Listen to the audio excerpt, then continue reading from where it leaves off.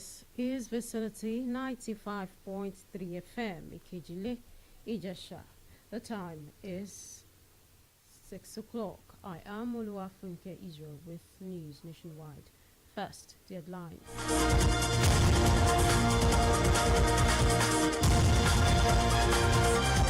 Nigerian Forest Security Service trains 24,000 forest guards nationwide. Russian government dismisses report over misuse of public funds. West African Examination Council releases 2025 certificate examination results. Now the news in full. The Nigerian Forest Security Service has completed training exercise for over 24,000 new officers nationwide as part of its ongoing efforts to strengthen forest security. Commander General of the service, Dr. Joshua Oshatimei, stated this at the end of a 5-day national capacity building workshop held across 6 geopolitical zones of the country at the same time of the training. The training designed to improve local intelligence gathering and support of national security operations in forested regions prone to criminal activities in collaboration with constitutional authorities and law enforcement agencies. To further strengthen the service, Oshatimei appealed to President Bola Tinubu to sign the Nigerian Forest Security Service Establishment Bill into law following its passage by both chambers of the National Assembly, while he urged the newly recruited officers to serve with courage and integrity. The Federal Capital Territory Administration (FCTA) said it will seal up properties in Abuja whose owners are yet to pay ground rent. Minister of the FCT and some Wike discussed this during a media parley in Abuja. He expressed dismay that despite the grace period given by President Bola Tinubu, some of the owners have refused to clear their debts 3 months after the intervention. The minister said the government would no longer allow property owners to deny the country's capital taxes needed for development. Recall officials of the FCTA sealed the PDP at People's Democratic Party headquarters secretariat properties owned by government institutions and corporate organizations in Abuja in May during the enforcement of the revocation of 4,794 properties for non-payment of ground rents. Osun State government has denied recent claims it spent billions on international travel, meals and sanitation in the first half of 2025. In response to the alleged reports that the government spent 3.1 billion naira on international travel and over 1.7 billion on refreshment and facility maintenance between January and June 2025, Governor Ademola Adeleke's spokesperson, Olawale Rashid, in a statement on Monday, clarified that the travel expenses represent nearly a full year budget for training and capacity building programs across over 100 government agencies, not personal travel costs by the governor. On reports of on-high spending on meals and maintenance, Rashid explained that the figures encompass comprehensive upkeep for the state secretariat, schools, health facilities, and other government establishments. In light of this, the governor's spokesperson revealed that all financial records were publicly available for scrutiny as part of the administration's commitment to transparency and accountability. Ekiti State Governor Biodun Oyebanji on Monday paid an unscheduled visit to the Ekiti State University Teaching Hospital at Ekiti to assess the pace of work on the ongoing construction of an 80-bed multi-purpose ward. The governor, during an unannounced visit to the facility in Ado-Ekiti to inspect the ongoing construction, stated that the ward, when completed, will be fitted with modern healthcare equipment aimed at improving service delivery to the people of the state.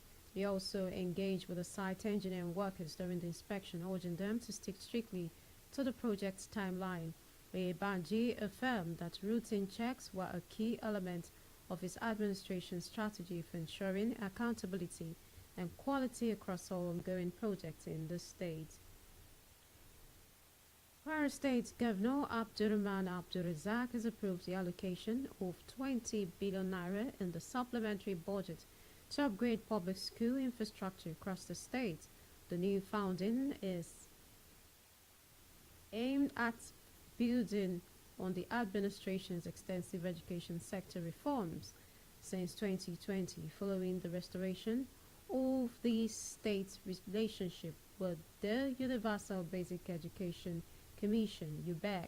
Commissioner for Education and Human Capital Development, Lawal Olong-Bebe, stated the designs for the new project include classrooms, renovation, laboratories, and sanitation facilities are already underway pending the project's approval. Olong-Bebe emphasized that while progress has been made, more work is needed to close existing infrastructural gaps. The Human Rights Association of Nigeria, URIWA, has called for the immediate suspension and public audit of the 712 billion naira recently approved by the Federal Executive Council for the renovation of Terminal 1 at the Murtala Mohammed International Airport, Lagos. He said the project is fiscally responsible and shrouded in secrecy. Uriwa raised alarm over what it called a dangerous pattern for unaccountable mega spending by the federal government.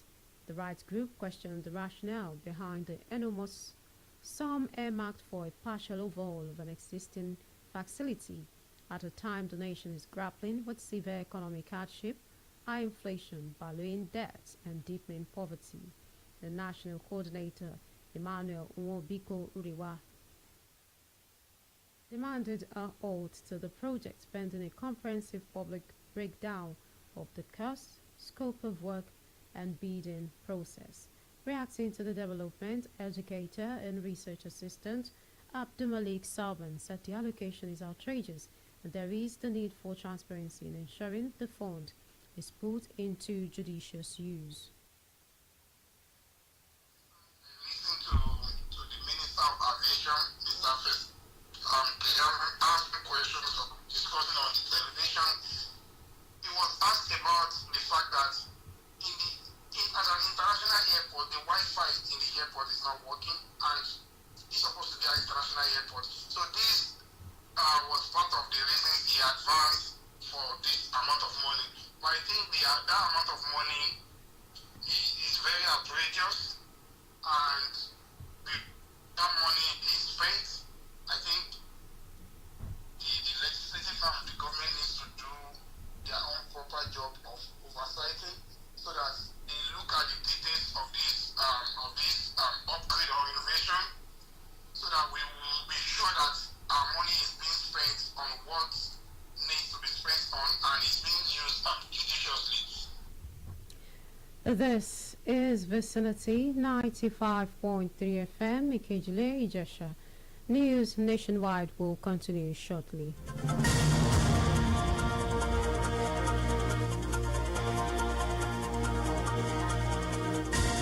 Music,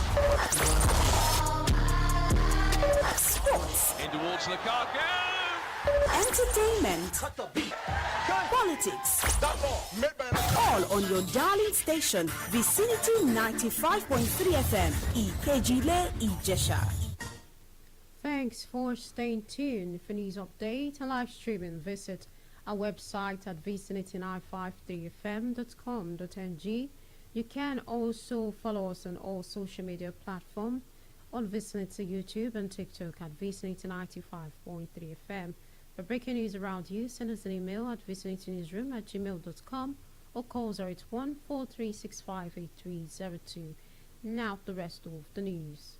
West African Examination Council has released the 2025 Senior School Certificate Examination results.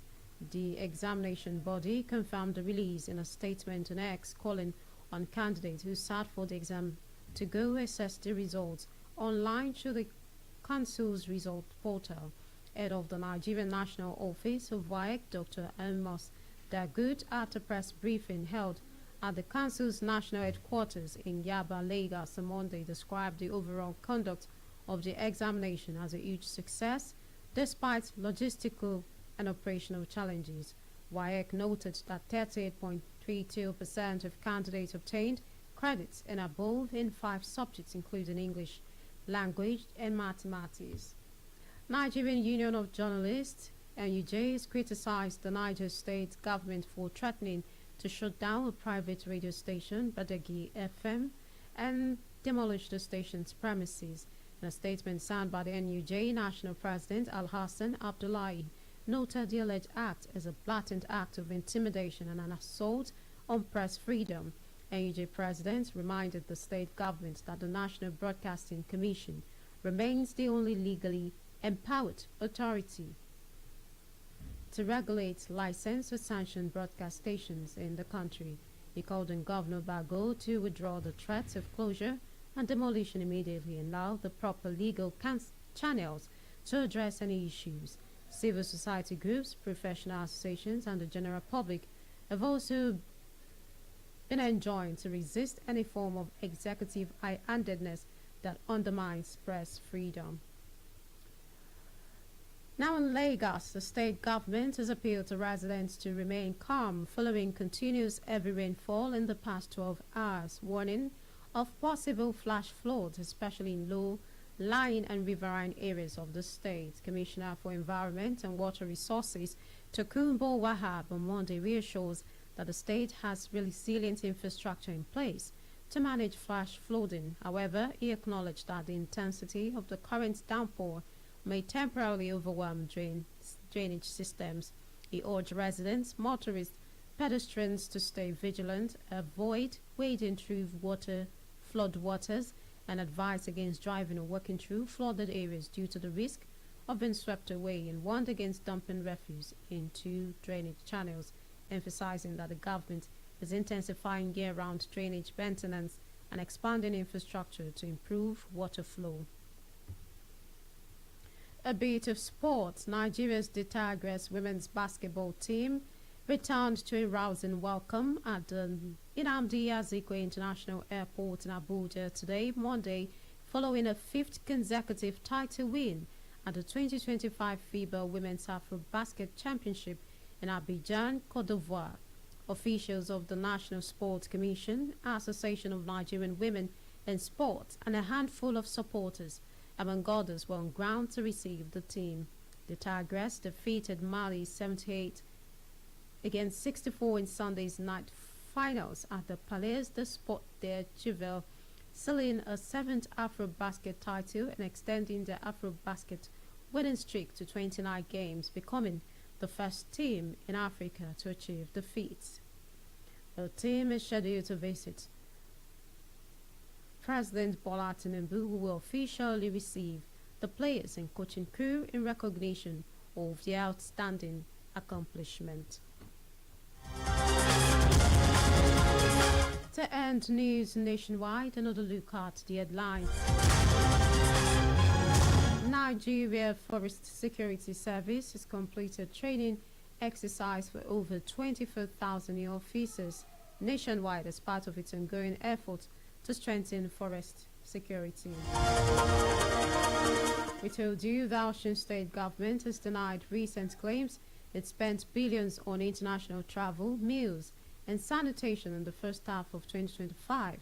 In light of this, the governor's spokesperson revealed that all financial records were publicly available for scrutiny as part of the administration's commitment to transparency and accountability. Lastly, you heard West African Examinations Council has released the results for the 2025 West African Senior School Certificate Examination. 38 points.